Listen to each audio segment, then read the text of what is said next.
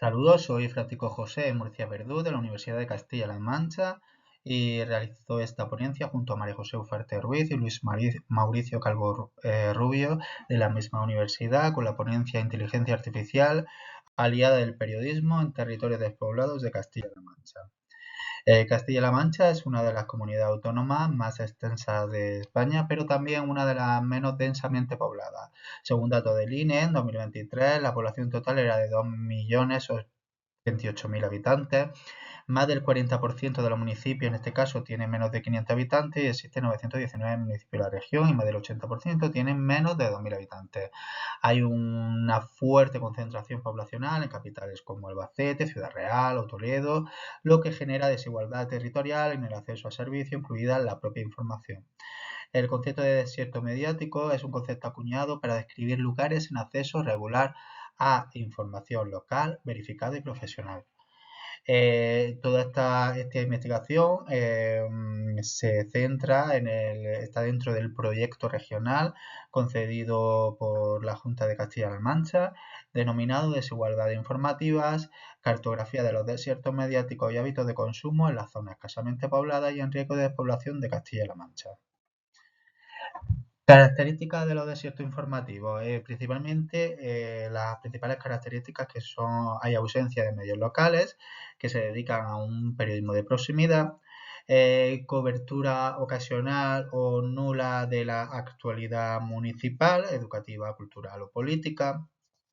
También tiene una dependencia de medios regionales o nacionales con baja atención al rural, no piensan en esos municipios que están en despoblación y existen problemas para ejercer el derecho a la información, especialmente en temas de fiscalización pública.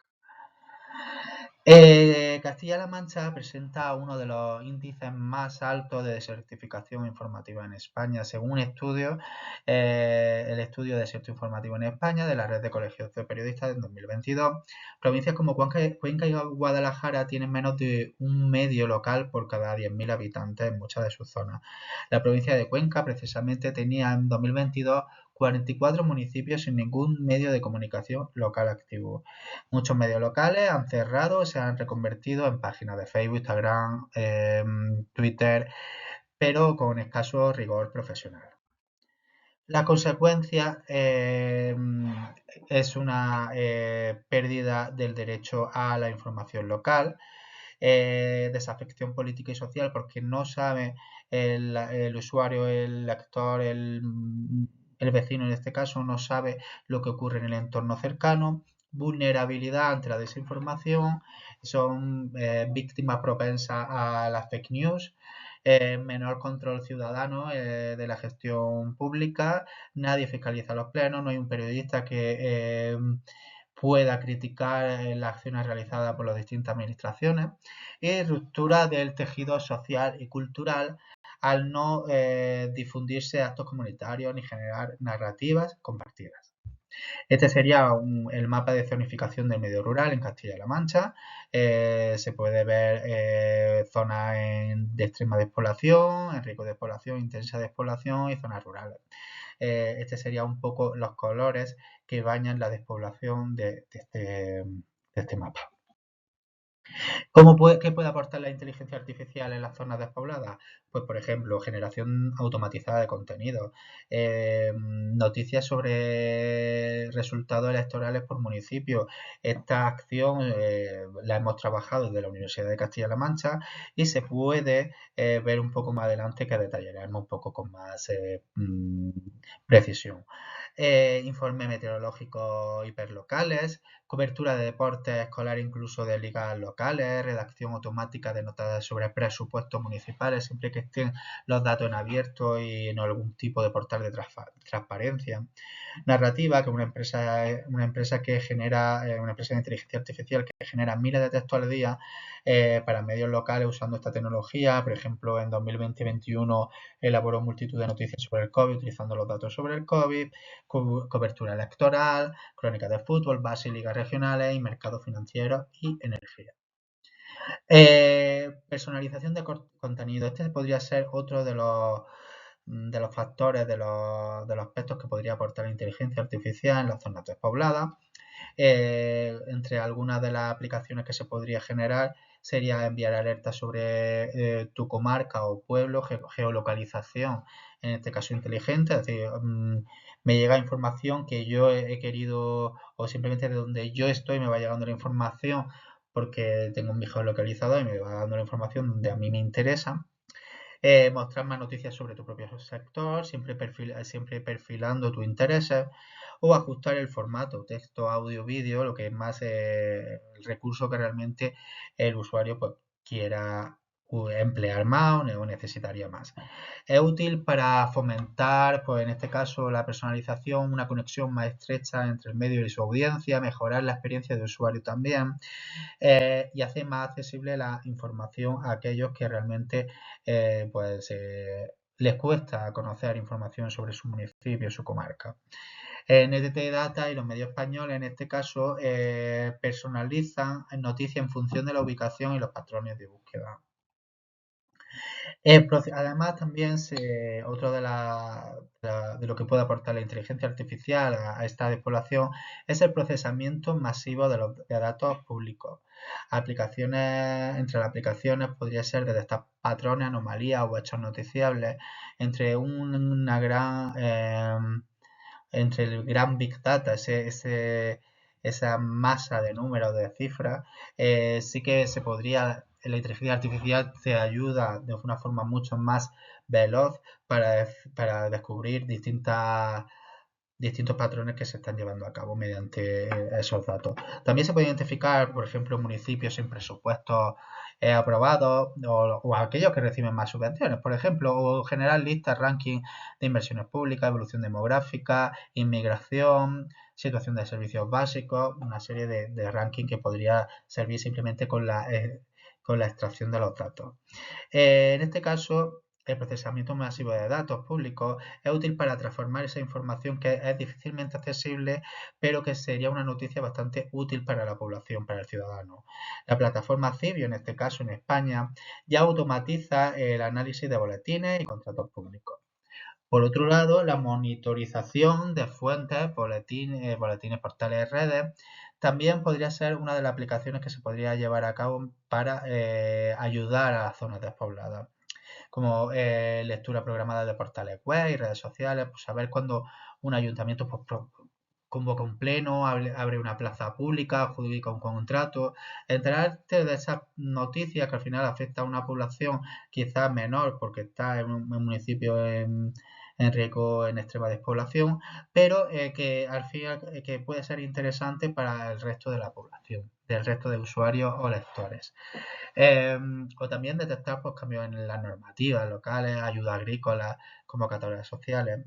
También es útil, bueno, en este caso, para aumentar la capacidad de cobertura sin necesidad de reporteros en todas las partes y evitar que se pierdan noticias relevantes. Con eso conseguimos que la información llegue y que nuestros reporteros, nuestros periodistas se dediquen a temas más creativos y otros temas que realmente pues, precisan de esa presencia periodística. Además, también como último, pero seguramente que no es el último, sino como otra opción más de lo que puede servir la inteligencia artificial en zonas despobladas, podría ser para traducir noticias locales a idiomas de comunidades migrantes. Hay muchos municipios que tienen distintos migrantes, distintas personas que realmente son de otros países y que realmente, bueno, pues se comunican en español, pero no tienen una alfabetización muy elevada del idioma, pues les serviría pues para poder traducir de forma automática ese tipo de información que a ellos pues le vendría bien informarse para saber cómo le afecta. Crear versiones también adaptadas para mayores o personas con discapacidad cognitiva y convertir textos a audio para población con baja alfabetización. Al fin y al cabo, hay gente que, pues bueno, pues no maneja muy bien las redes y le serviría las redes o, la- o navegar por internet o cualquier otro elemento, incluso no saben leer muy bien y pues le vendría bien pues tenerlo en audio, escucharlo y así pues se informan de la actualidad de su municipio. En este caso es útil pues, para hacer un periodismo mucho más inclusivo, más democrático, que llegue a públicos que realmente han estado excluidos pues, por esa eh, por esa situación personal. En este caso, la Generalitat de Cataluña, que no es un medio de comunicación, ofrece versiones de contenidos públicos en lectura fácil. La Voz de Galicia también incorpora subtitulación automática en noticias audiovisuales, por ejemplo. Entre los beneficios está la optimización de recursos. Pocos profesionales generan mayor volumen de contenido, incluso desde la distancia. Al fin y al cabo, se podría generar esos contenidos sin estar en el propio municipio, pero no se perdería toda esa información, ¿no? Con cobertura informativa más amplia, podemos llegar a más puntos de nuestro territorio y no dejar esos municipios desangelados de información. Actualización constante también, generar noticias en tiempo real y revalorización del dato local.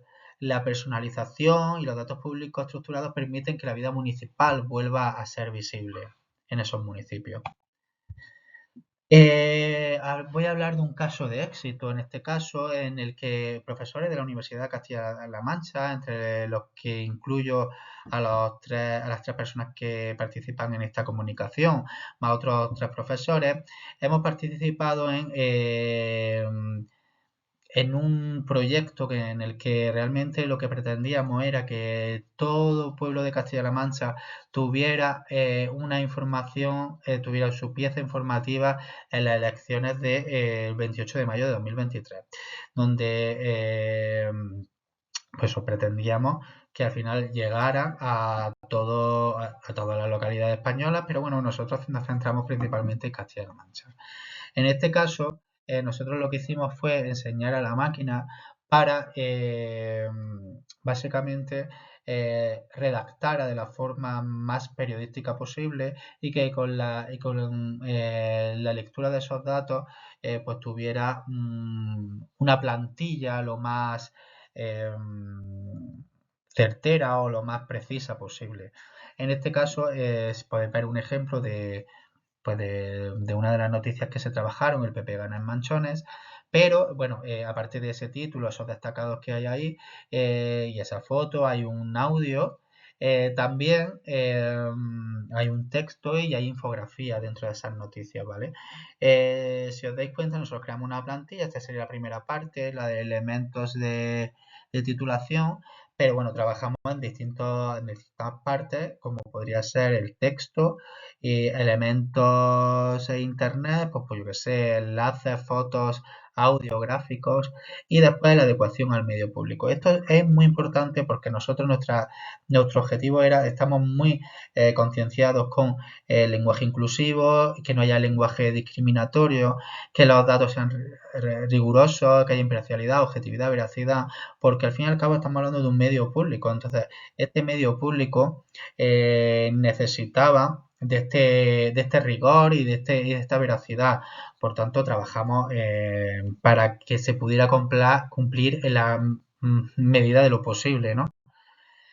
Y entre algunos de los retos y limitaciones que tenemos en la inteligencia artificial podría ser la ética y la transparencia. Es decir, hay un riesgo de automatizar sin control editorial y, lógicamente eso provocaría que nuestra información, eh, nuestra